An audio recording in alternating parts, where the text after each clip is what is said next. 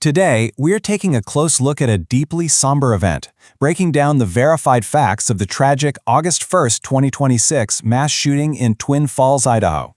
We're approaching this explainer with empathetic objectivity, carefully sifting through the reports from local law enforcement, emergency responders, and verified news outlets to understand exactly what unfolded that Saturday afternoon.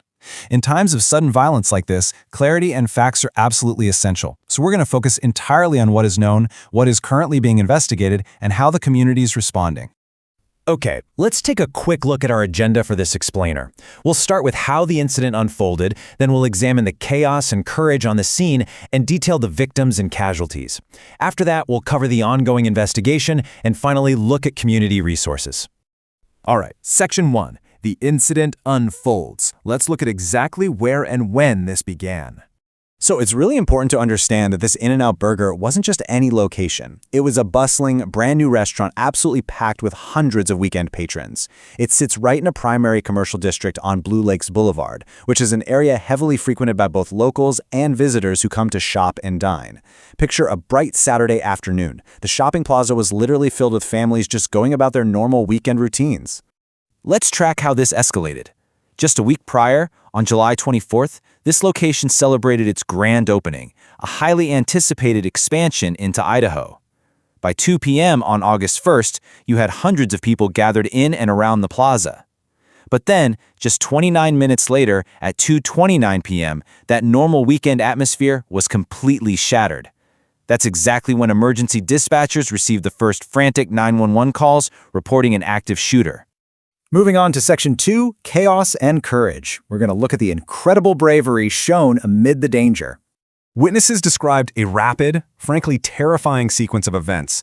A gunman in dark clothing, armed with an AR-style rifle, was seen moving through the drive-thru.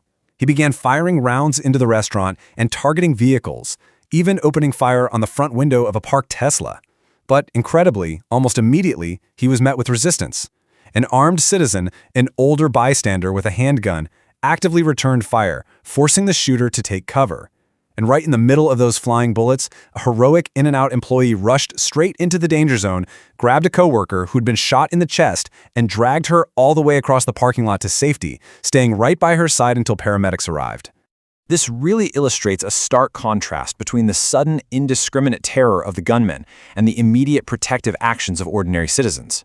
On one hand, you have the pure terror of a shooter walking through a crowded drive-thru, but on the other, you have total strangers stepping up to shield each other. For instance, inside the restaurant, an older man physically shielded a mother and her young daughters, making absolutely sure they could escape the building, while the chaos spilled from the kitchen out into the plaza. I want to share this quote from Nayeli Rodriguez, the mother who was shielded inside the restaurant, because it really anchors the human element here. She and her daughters were among the very last to run outside. When they reached the parking lot, they were forced to abandon their own vehicle in the panic. But strangers simply opened their car doors and took them in. As she put it, some angels let us in their car. It's such a powerful reminder of the helpers who emerged to protect one another in our darkest moments. This brings us to Section 3, Victims and Casualties, the human toll of this tragedy. Authorities have confirmed the heartbreaking reality that at least 3 lives were lost in this incident. Among the deceased was a young In-N-Out employee, which was later confirmed by the company's president. These were innocent people, just working a shift or grabbing lunch on a Saturday. Alongside those who lost their lives, at least 7 other individuals were injured, with several listed in critical condition. Paramedics rushed the victims to St. Luke's Magic Valley Medical Center. In fact, the hospital had to issue a critical alert, urging the broader public to avoid the area just to ensure their emergency teams could focus entirely on treating the shooting victims. Now, it's incredibly important to note the nuances of the reporting around the suspect. The suspected shooter was actually found dead in an area near the restaurant. While outlets like CNN and statements from In-N-Out leadership indicated he died from a self-inflicted gunshot wound, Twin Falls police have been very careful not to officially confirm the exact cause of his death just yet. Also, city officials haven't clarified if the suspect's death is included in that initial count of 3 fatalities or if it's in addition to it. We're still waiting on that official clarification. Section 4. The ongoing investigation, seeking answers. During a press conference, Twin Falls Police Chief Matthew Hicks praised the first responders. He noted that for many officers, this sprawling, multi-location crime scene was the most chaotic they will ever encounter in their entire careers. They had to simultaneously secure the restaurant, the parking lot, and the surrounding commercial area, all while treating the wounded. He assured the public that the officers rose to their training and that the active threat to the community was over. So where do things stand now? Well, the Twin Falls Police Department is the lead agency, but they're receiving high-level assistance from both the FBI and the ATF to process the vast amount of evidence. Large sections of the area, including the nearby Twin Falls Visitor Center, remain completely cordoned off.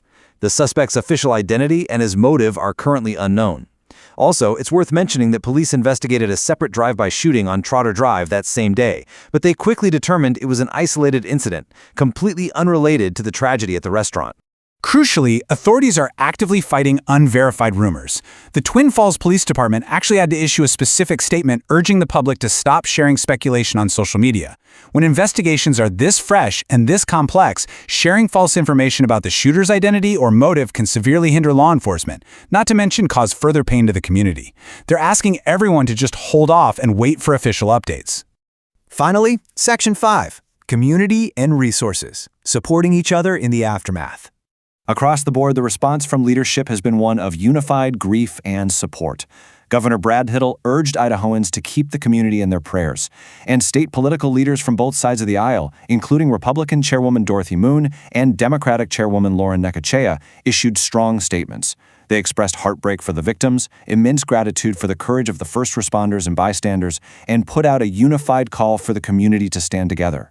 The overriding message here is clear. Absolutely no one should have to face this trauma alone. And speaking of not facing it alone, for anyone in the area processing this event, direct resources are available. The Crisis Center of South Central Idaho offers free behavioral health, trauma, and grief support. As you can see, they're located on Shoup Avenue West in Twin Falls. They are open 24 hours a day, 7 days a week, 365 days a year, and their hotline is actively taking calls. This is just a vital resource for a community navigating unimaginable shock. As we conclude this explainer, we want to leave you with a final thought to reflect on. In the wake of such sudden, arbitrary violence in a place as familiar as a neighborhood burger restaurant, how do we support each other? How do we rebuild our community's sense of safety and trust when it's been so deeply fractured? It's a remarkably difficult question, but one that the people of Twin Falls and communities everywhere who have faced this kind of tragedy will have to navigate together. Thank you so much for joining us as we walked through the facts of this event. Take care of yourselves and look out for one another.